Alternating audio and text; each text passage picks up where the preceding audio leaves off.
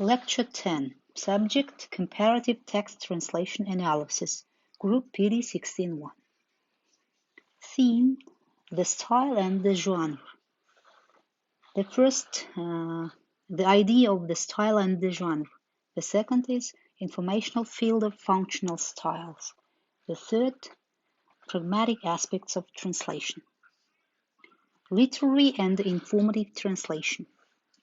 Thus, we can distinguish between literary and informative translation on the one hand, and between written and oral translation or interpretation on the other hand. Literary translation. Literary translation deals with literary texts, works of fiction or poetry, whose main function is to make an emotional or aesthetic impression upon the reader. Their communicative value depends on their artistic quality, and the translator's primary task is to reproduce this quality in translation. Informative translation. This type of translation is rendering into the target language non-literary texts, the main purpose of which is to convey a certain amount of ideas to inform the reader. Literary works. It is divided into prose, poetry, and plays.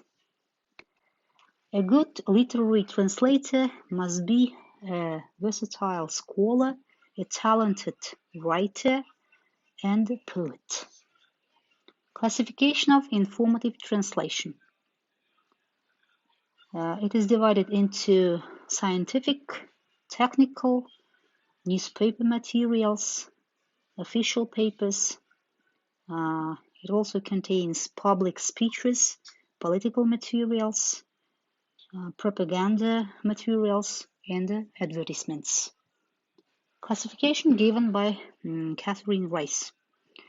She researched functional approach and she gave classification of texts. It is divided into informative, expressive, operative, and audio-medial according to her classification. Classification of translation. Written translation. In written translation, the source text is in written form, as is the target text. In oral translation or interpretation, the interpreter listens to the oral presentation of the original and translates it as an oral message in TL. Oral translation types. It is divided into two, consecutive and simultaneous. 4 types of pragmatic adaptation. Rendering the content adequately, emotional impact, communicatively irrelevant features, modernization tendency. This classification was given by Komissarov. Pragmatic. The people develop a certain attitude to the words they use. Words can be nice, ugly, attractive, or repulsive. Such relationships between the word and its users are called pragmatic. We have discussed the classification of translations and texts in this lecture. It also included some materials concerning pragmatic aspects of translation. These are main terms of the given lecture.